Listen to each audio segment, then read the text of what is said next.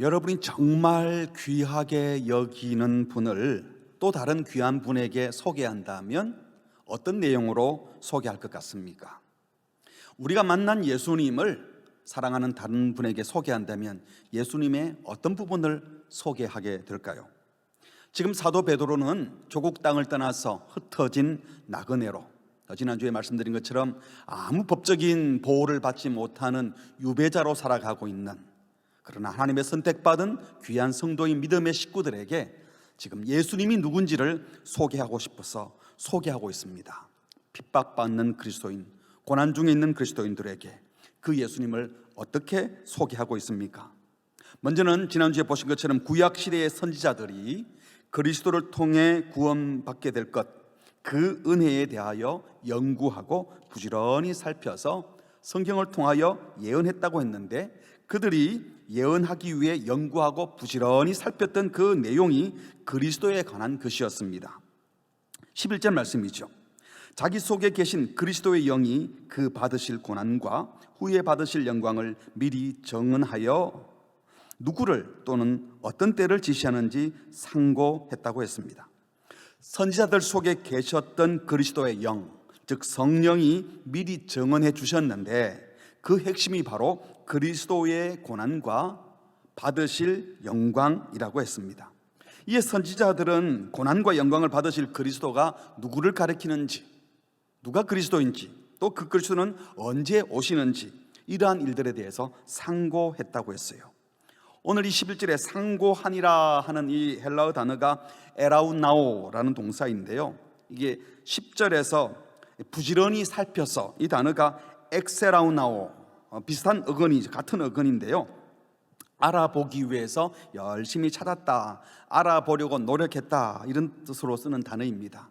이 에라우나오라는 단어가 신약 성경에서 사용된 예를 보면 요한복음 5장 39절에 너희가 성경에서 영생을 얻는 줄 생각하고 성경을 에라우나오라는 단어가 나와요. 연구하거니와 이 성경이 곧 내게 예수님에 대하여 증언하는 것이다, 이렇게 말을 했고요.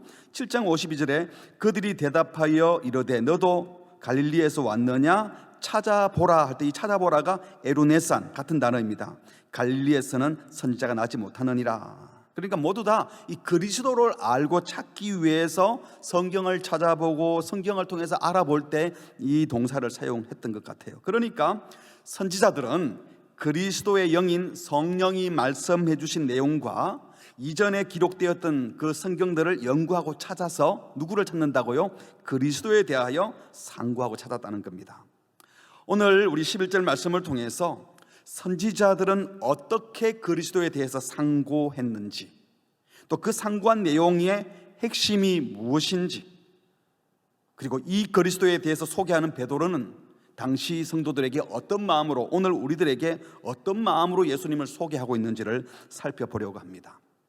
먼저는 선지자들은 그리스도에 대해서 상고했다고 했는데, 저와 여러분이 그리스도를 알 수 있는 두 가지 방편이 있다면 하나는 성령이고 또 하나는 성경이라고 할 수 있습니다.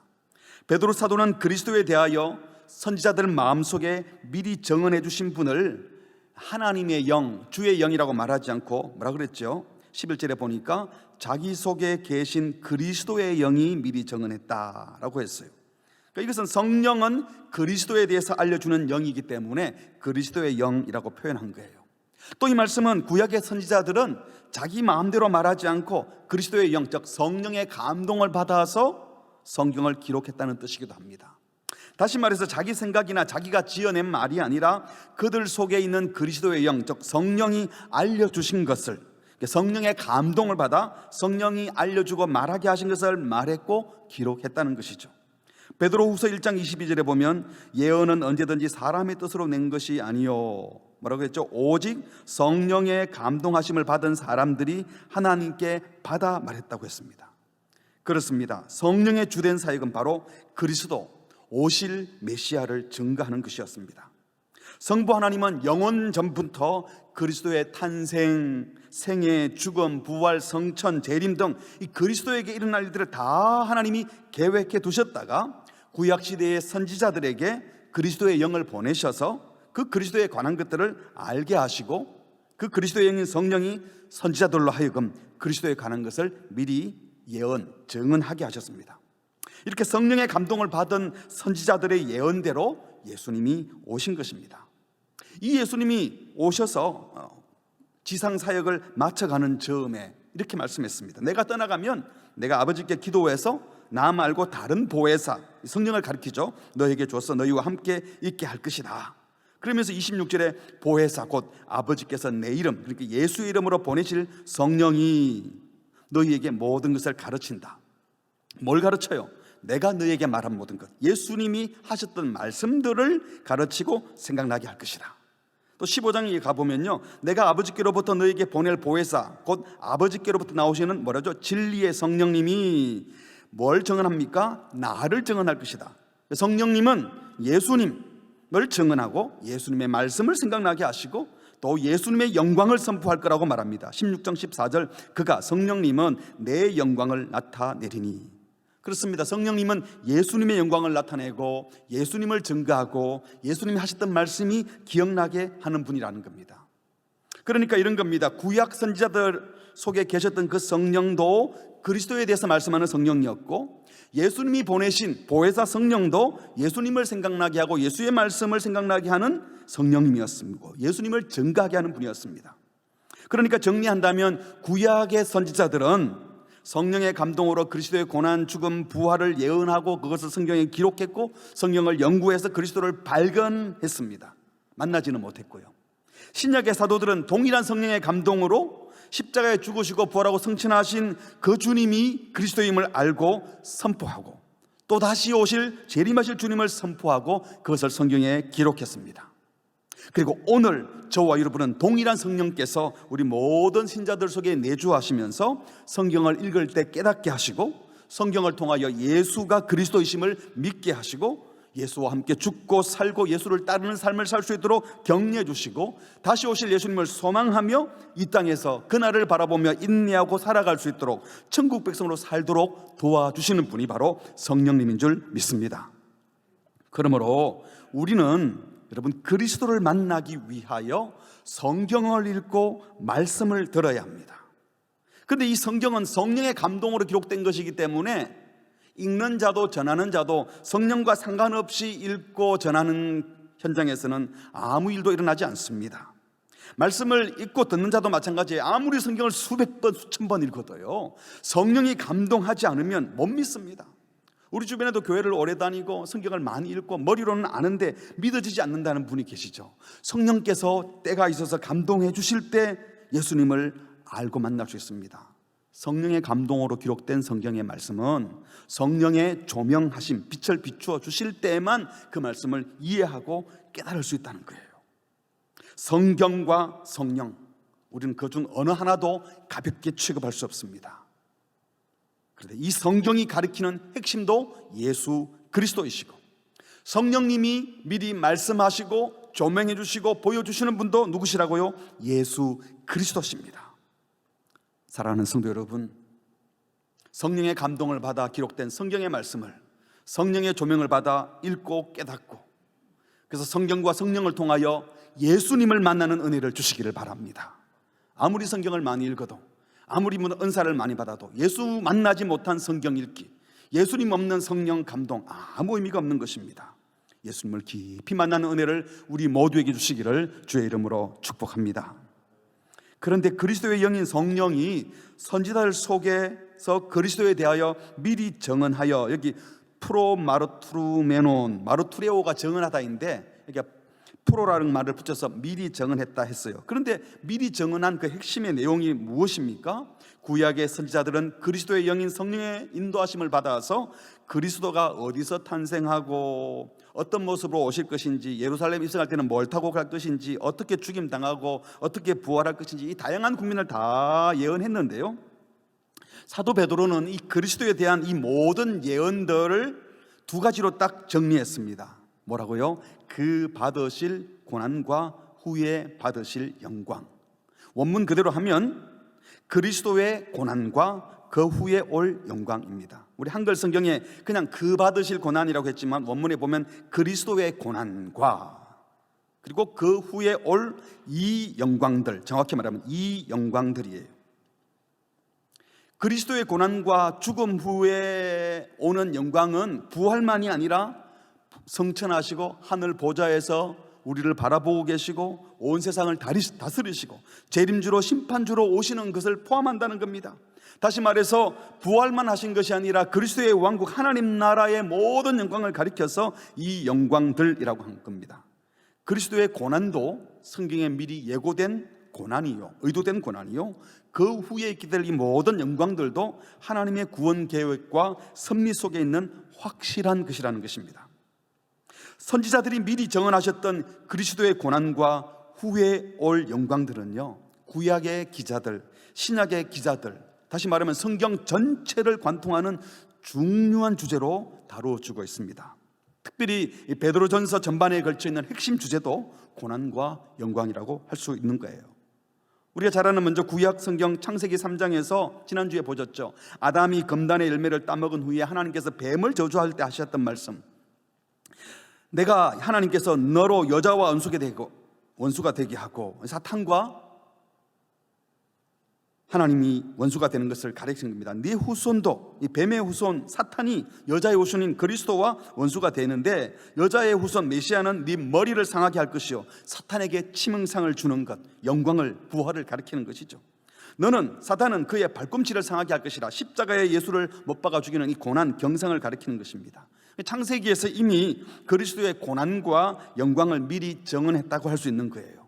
이 고난받는 메시아, 영광받으시는 메시아에 대한 이 예언은요 굉장히 많습니다. 이사야, 시편, 예레미야, 에스겔, 다니엘, 호세야, 말라기, 요엘, 아모스, 미가, 스가랴 등 곳곳에 많이 등장하고 있습니다. 고난받는 그리스도, 그리고 영광받는 그리스도.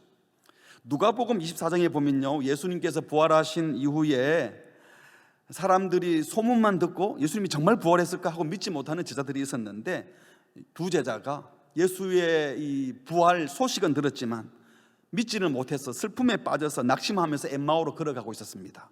이때 부활하신 예수님이 그들 곁에 가서 이런저런 대화를 나누는데도 전혀 예수님이라고 눈치를 채지 못하고 있었던 겁니다.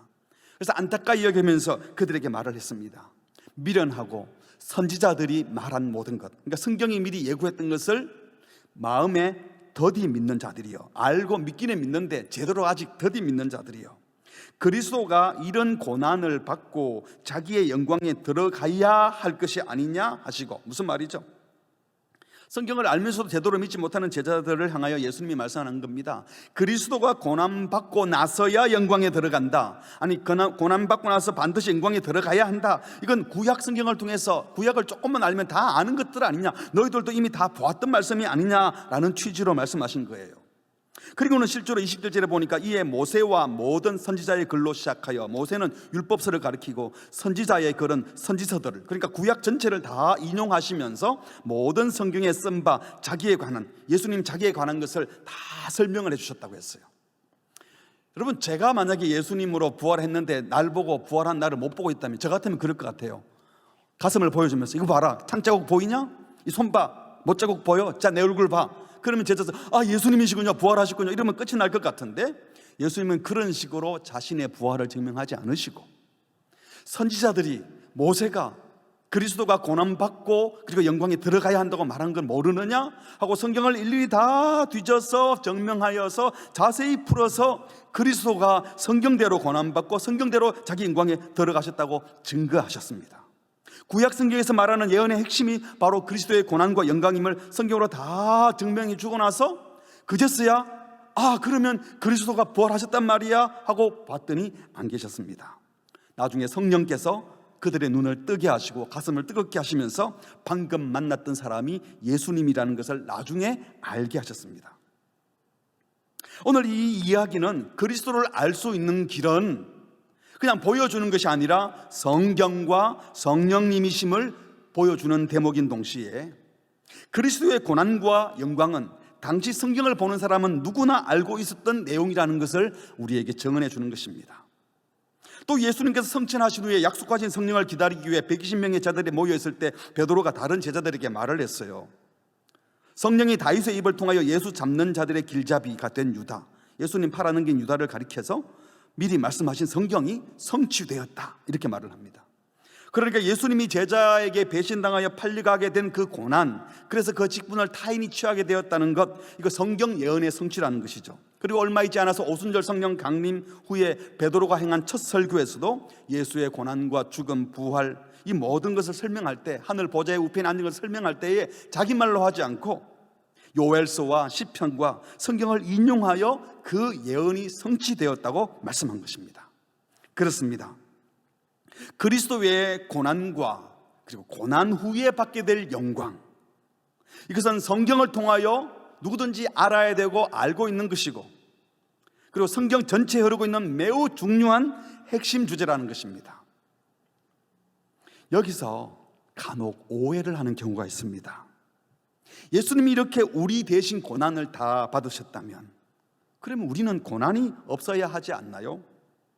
예수님께서 십자가에 죽으실 때 지금의 죄뿐만 아니라 과거의 죄와 미래의 죄까지 다 담당하고 죽으셨다고 했다는데, 그러면 우리의 죄값을 더 치를 필요도 없고, 그렇다면 더 이상 우리 인생에는 고난이 없어야 되는 것 아닙니까? 왜 내가 예수님을 믿고 구원받았다고 하는데 나에게 이런 고난이 있습니까? 라고 따져 묻는 경우가 있어요. 이것은 성경을 심각하게 오해한 이유입니다.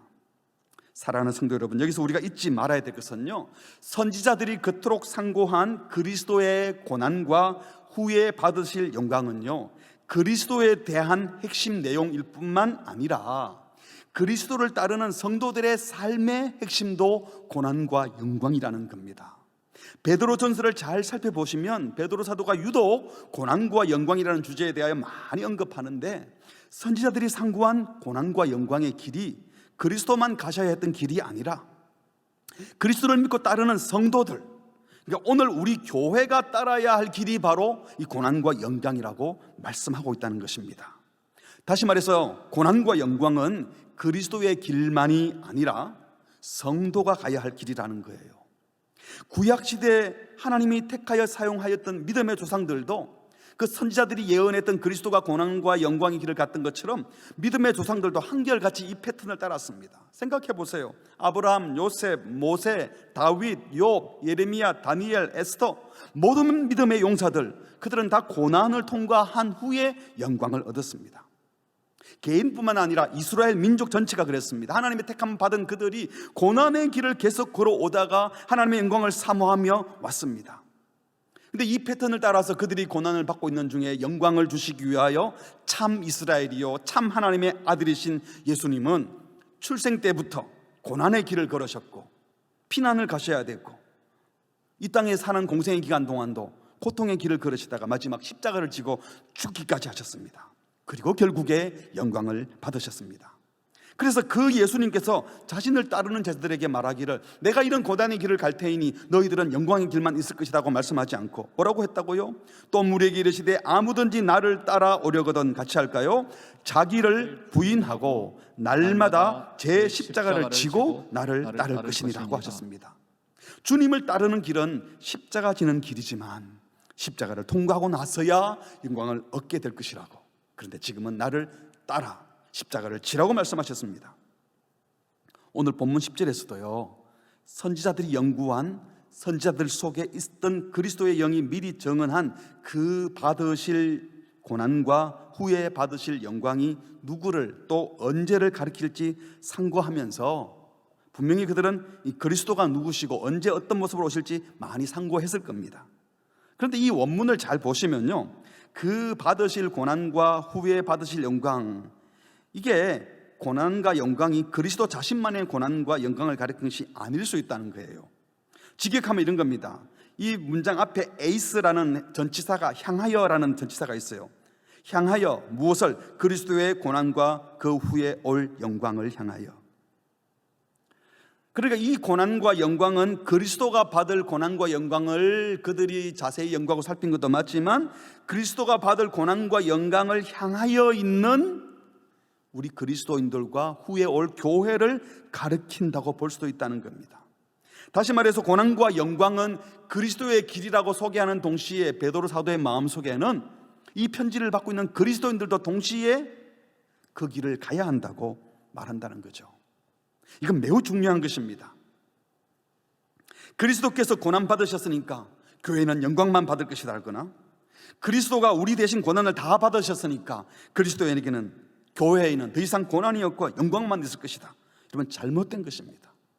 안타깝게도 성경을 오해한 성도들도 있지만, 심지어 강단에서 설교하는 자들조차도 우리 신자들은 더 이상 주님의 아픔 때문에 이제는 아프지 않을 것이라고 함부로 말하는 경우도 있습니다.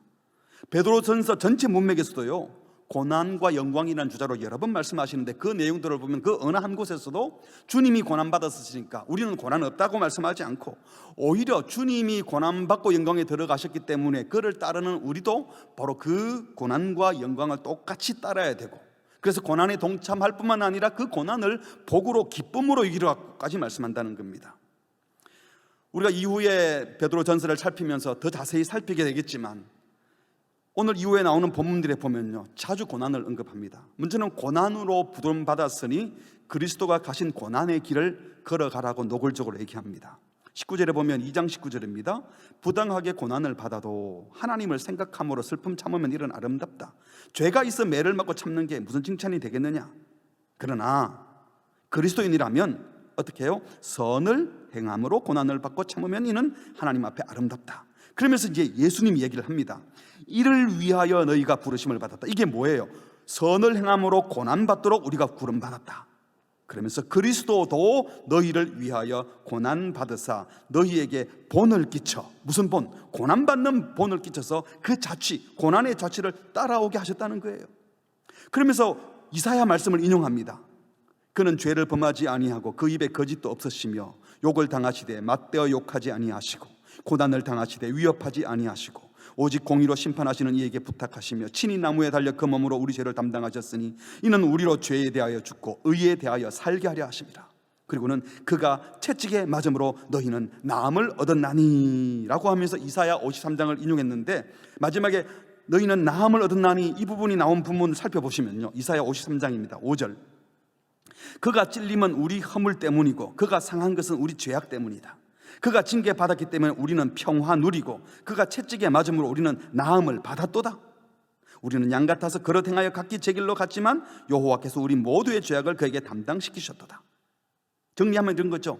예수가 우리의 모든 죄악을 담당하시고 우리 대신 찔리고 상하고 징계를 받으실 것이기 때문에 우리는 평화를 누리고 우리는 나음을 입을 것이다 한 것이 이사야 53장 5절 6절 말씀이에요.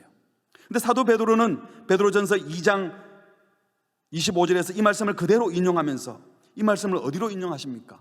그분이 고난받고 찔리고 상하여 우리가 나음을 입었도다라고 말씀하지 않았느냐? 그러니 우리도 주님과 함께 고난받아야 된다라고 말씀한다는 거예요. 우리는 더 이상 아프지 않을 것이라고 말하지 않고 고난이 없다고 말하지 않고 오히려 그리스도가 가신 고난의 자취를 따라가고 우리는 고난을 위하여 부름받았다고 말씀한다는 겁니다.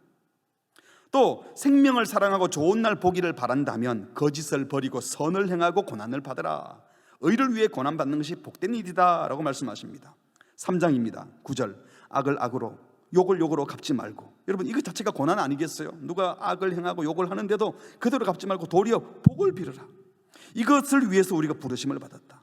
이는 복을 이어받게 하려 하십니다. 그러므로 생명 사랑하고 좋은 날 보기를 정말 원한다면, 주님의 생명을 사랑하고 주님께 주실 좋은 날을 바란다면 혀를 금하여 악한 말을 그치고, 우리가 남이 우리를 욕을 해도 악을 행해도 입술로 거짓을 하지 말고 고난을 받더라도 11절 악에서 떠나 선을 행하고 화평을 구하며 그것을 따르라. 주의 눈은 의인을 향하고 주님의 귀는 의인의 강구에 기울이시고 주님의 얼굴은 악행하는 자들을 대적하신다고 하셨습니다.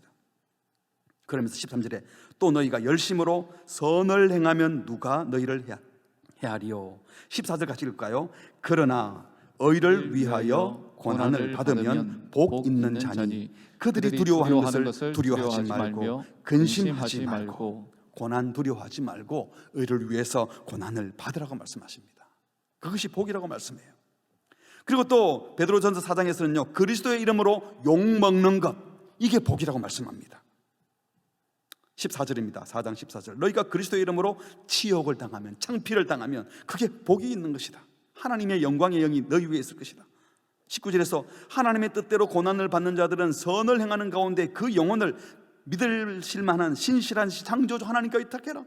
이 땅에서는 의지할 데가 없고 욕먹겠지만 하나님께 다 맡기고 고난을 받으라는 거예요. 베드로전서 5장에서는 사도 자신이 바로 고난의 증인이고 후에 받을 영광에 참여할 자라고 증거합니다. 5장 1절, 너희 중 장로들에게 고난오니 나도 함께 장로된 자인데 그리스도의 고난의 증인이요. 이 말은 내가 예수님 고난을 목격했다 이런 뜻이기보다 나도 그 고난을 받아서 고난을 증언할 수 있는 사람이고 그래서 나타날 영광에도 내가 참여할 것이다. 그러면서 고난당한 우리는 그리스도께서 영광을 주실 것이니 그 영광에 참여할 자로 고난 같이 받자는 격려이죠. 마지막으로 5장 끝부분에 가보면 지금 모든 믿음의 식구들이 고난받고 있는 상황이 아니냐 하면서 영원한 영광을 바라보고 이 고난 잘 감당하자고 독려합니다.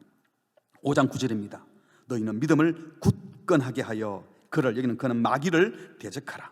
이는 세상에 있는 너희 형제들도 모두 다 똑같은 고난을, 믿음의 사람들은 그런 고난을 받고 있지 않느냐.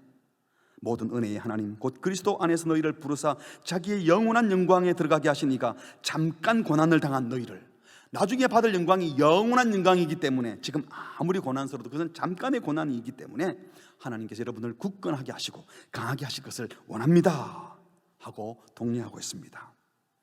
여러분, 우리가 예수 믿을 때 예수 믿었다는 증거로 세례를 받죠. 우리가 세례를 할 때는 머리 위에 물을 뿌리지만 예수님이 보여주신 원래 세례는 물속에 들어갔다가 나오는 것이었죠. 그래서 죽고 사는 것, 예수님과 함께 옛사람이 죽고 예수의 부활과 함께 새롭게 살아나는 것을 상징하는 겁니다. 이것은 죽음과 부활, 고난과 영광에 동참하는 것을 말합니다. 세례는 주님과 연합한 신비한 연합을 이루는 표시가 세례입니다.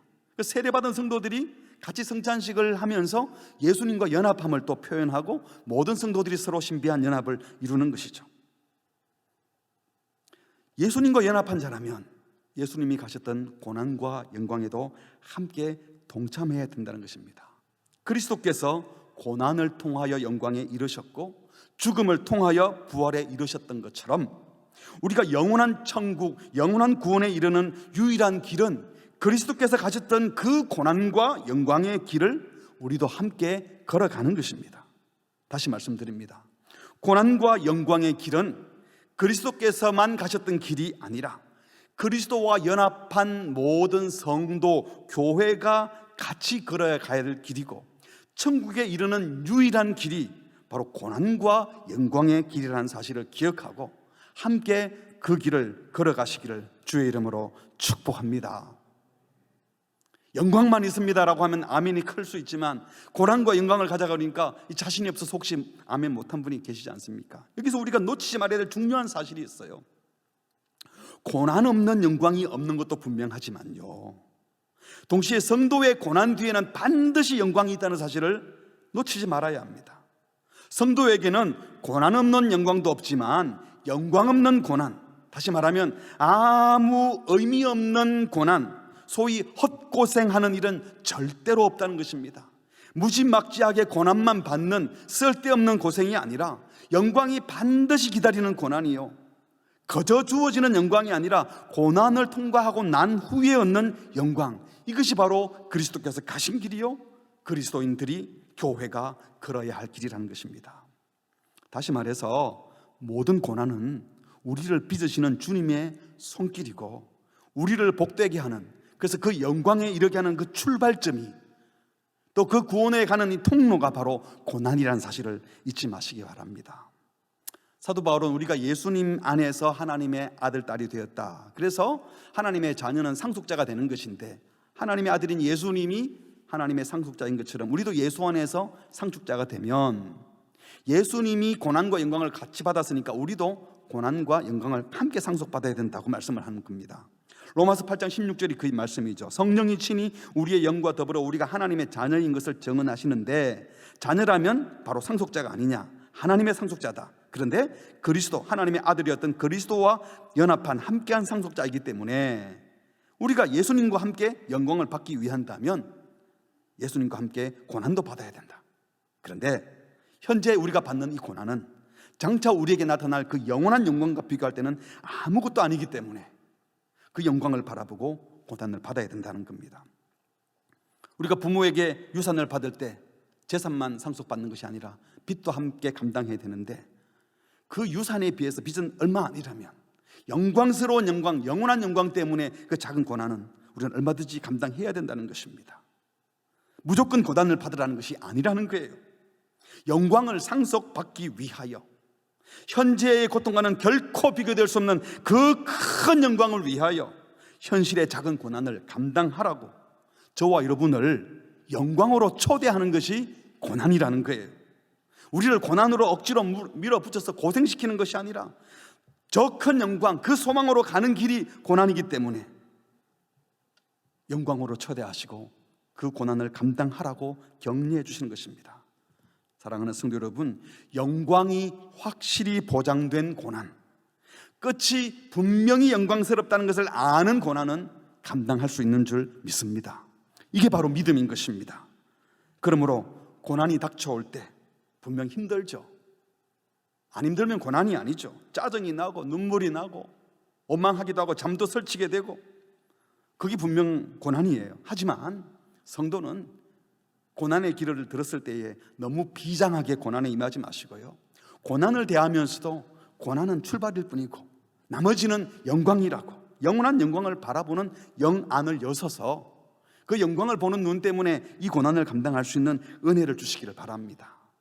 우리 예수님이 공생애를 이제 마치시고 6월절을 맞이해서 이제 예루살렘에 들어가셨어요. 그런데 이방인, 헬라인 몇 명이 6월절을 맞아서 예배하러 왔다가 예수님 만나러 왔습니다 하는 전가를 받으셨습니다.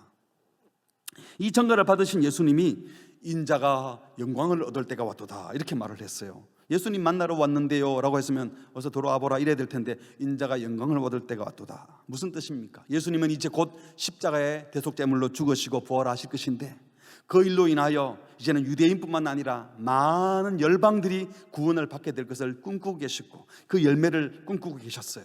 그런데 이방인들이 예배하러 왔다가 예수님을 만나러 왔다는 것은 이제 그때가 되었다는 사인으로 보신 것입니다. 그때는 정확히 말하면 언제입니까?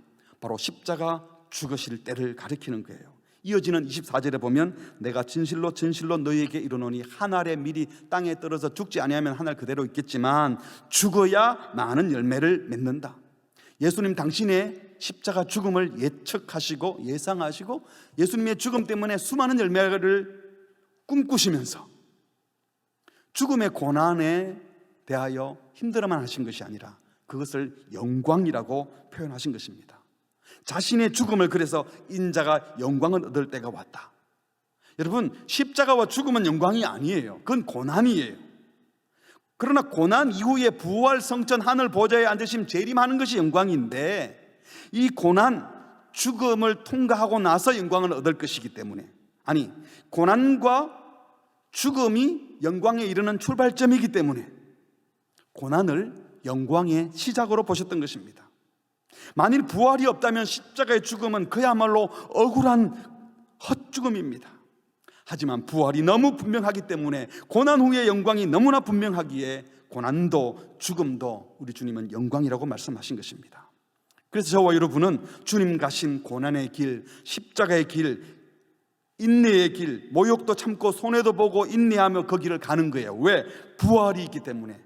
주님이 다시 오셔서 그때 우리도 영광스럽게 부활하게 하실 것이고, 주님이 다시 오셔서 모든 억울함을 제거해 주실 것이고 모든 것을 정의롭게 심판하실 것이기 때문에 신비스럽게 주께서 준비하신 그 영광에 이를 것을 우리는 소망으로 바라보기 때문에 지금 받는 고난을 영광으로 바라보며 나아갈 수 있다고 말씀하시는 것입니다. 그래서요, 여러분, 참 성도는 고난을 고난으로만 보지 않고 영광과 한 세트로 보는 거예요. 영광과 고난을 한 세트로, 고난과 영광을, 영광과 고난을. 그래서 사도 요한은 계시록 5장에 보면요, 환상을 통해서 24장로들과 천군 천사들이 예수님을 찬양하는 장면을 이렇게 묘사합니다. 큰 음성으로 이르되, 예수님을 뭐라고 묘사해요? 죽임을 당하신 어린 양. 영광스러운 주님으로 부활하신 주님을 표현해도 되는데, 죽임을 당하신 어린 양, 그분이 능력과 부와 지혜와 힘과 존귀와 영광과 찬송을 받으시기에 합당하도다.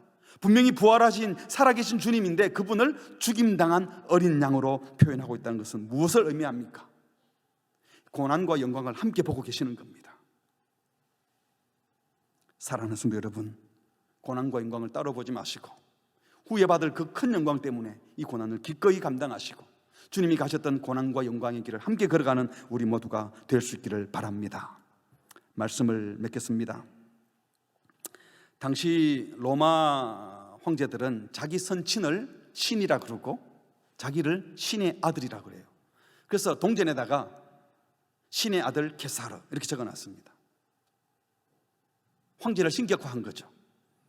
그런데 그리스도인들은 예수를 신의 아들, 하나님의 아들이라고 부르고 예수님을 왕으로 주로 믿는 자들이 그리스도인입니다.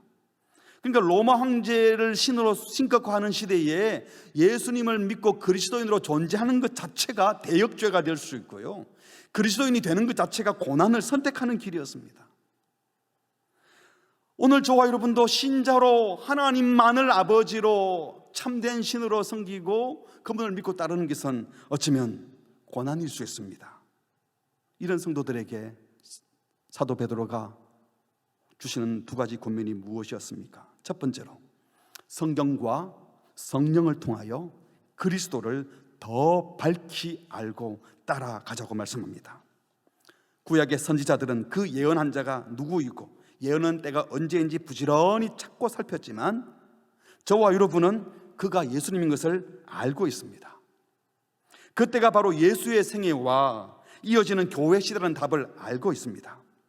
성령의 감동으로 기록된 성경이 우리 손에 있어서 우리는 성경을 읽고 성령의 감동을 통하여 배움으로 그리스도를 알게 되었고 그리스도를 따를 마음을 이미 우리에게 주셨습니다. 성경과 성령을 통하여 알게 된 그리스도를 더 밝히 알고 그리스도를 더 깊이 열심히 따라가는 우리가 되었으면 좋겠습니다. 그들은 몰라서 찾으려고 부지런히 살펴 찾고 연구하고 상고했지만 우리는 주님의 고난도 보았고 주님의 죽음도 보았고 부활도 보았습니다. 이제 성경을 통해서 성령의 감동으로 기록된 말씀을 통하여 우리가 믿는 예수님이 다시 재림하실 것을 우리는 이미 알고 믿고 있으니 얼마나 큰 은총을 받은 자입니까? 그래서 우리는 주님이 다시 오실 것도 분명히 믿습니다. 예수 믿는다는 것은 예수님을 더 깊이 알아가는 겁니다. 지금 알고 있는 게 다 아는 게 아니기 때문에 성경과 성령을 통하여 성령의 감동을 통하여 또 성경을 읽으면서 그리스도를 더 밝히 알고 제대로 따라가는 우리 모두가 되기를 바랍니다. 두 번째로 그리스도를 따라서 고난과 영광의 길을 함께 걸어가야 합니다. 그 영광을 소망하며 기꺼이 의와 진리와 거룩함을 따름으로 그리스도의 고난에도 동참해야 한다는 것입니다. 이제 우리는 그리스도의 고난과 영광을 눈으로 바라만 보는 것이 아니라 기꺼이 그리스도와 함께 그 고난의 길을 걸어가야 될 자들입니다. 영광의 소망을 바라보며 기쁘게 믿음의 길을 걷는 것입니다. 아무 의미 없는 고생을 하라는 게 아니에요.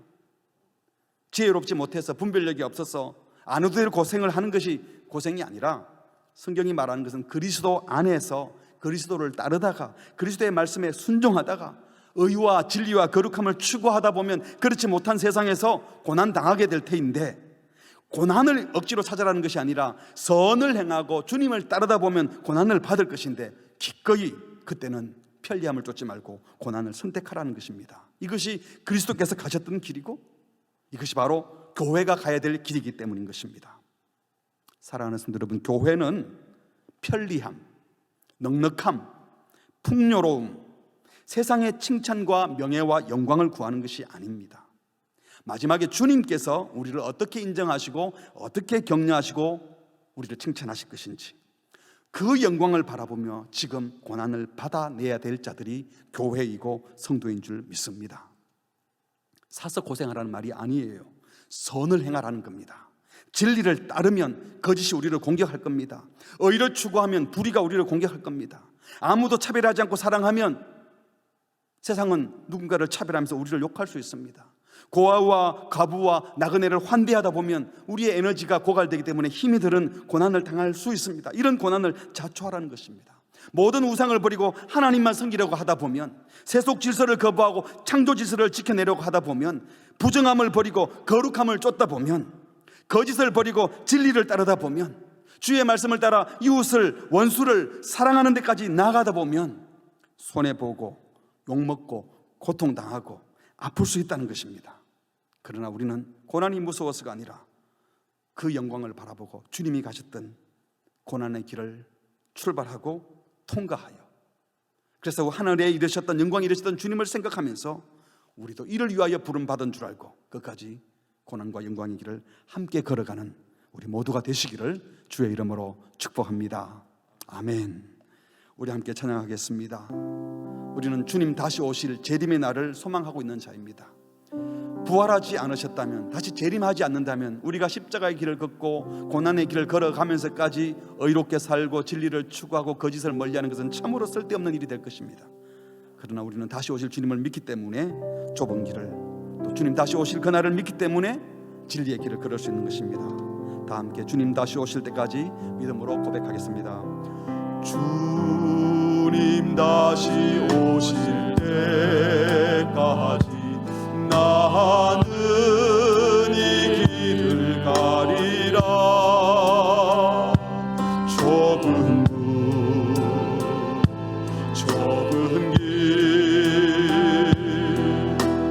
나의 십자가 지고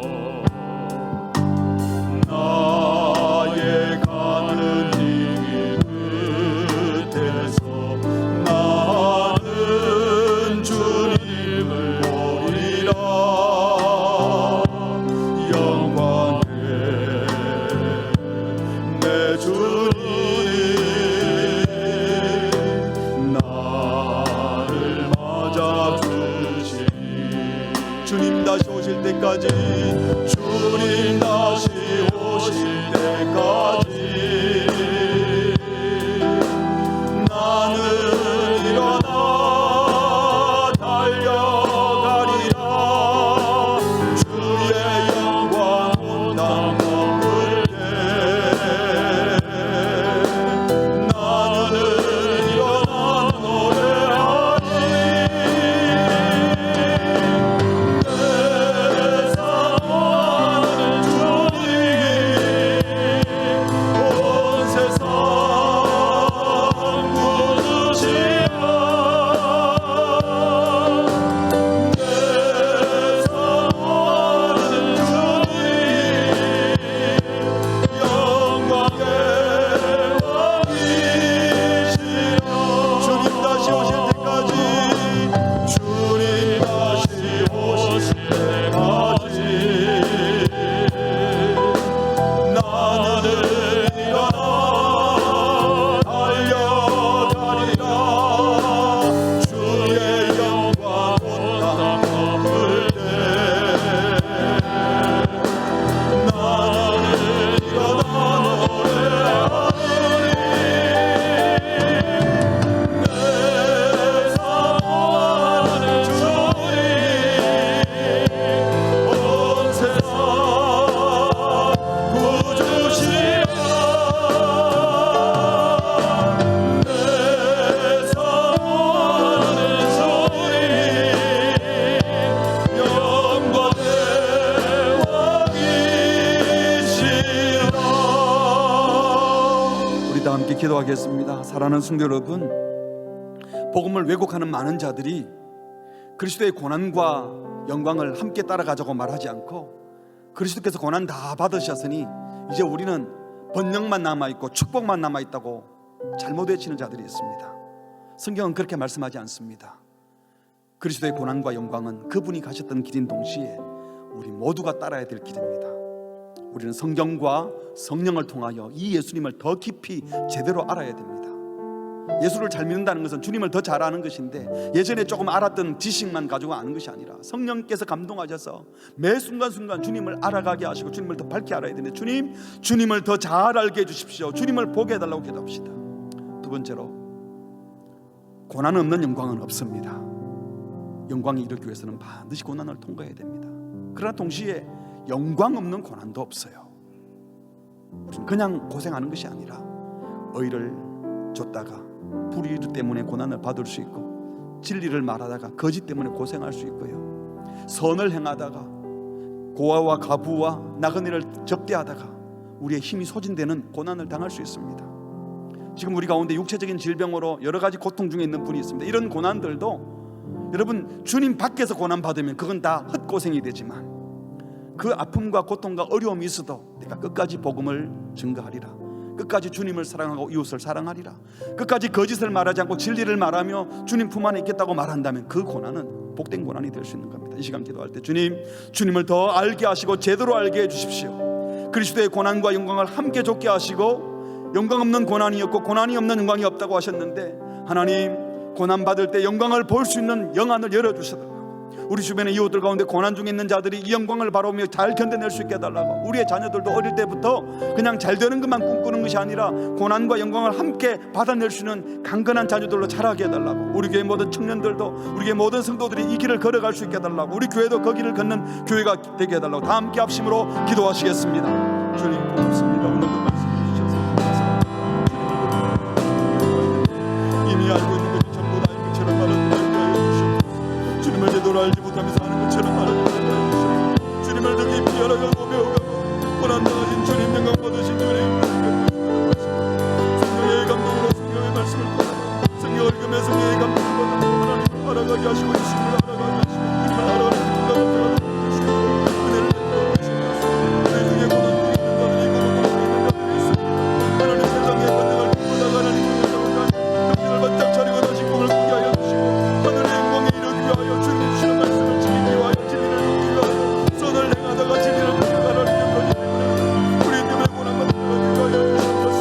교회가 갈 길이 성도가 갈 길이 평안한 길이 안락할 길이 아니라 하나님 고난을 통과한 영광이 될 것을 믿으시고 십자가의 길을 주님을 따라가는 우리 모두 되시고 주여 은혜를 베풀어 주시옵소서. 우리 젊은이도 우리 자녀들이 하나님의 세상에 헛된 영광이나 없어진 것을 믿으시옵소서. 주님 앞에 서서 있는 것을 그날을 할 수 있는 주여 은혜를 베풀어 주시옵소서. 우리 모두의 고난을 베풀어 주시옵소서. 주님 주님을 만나게 하시옵소서.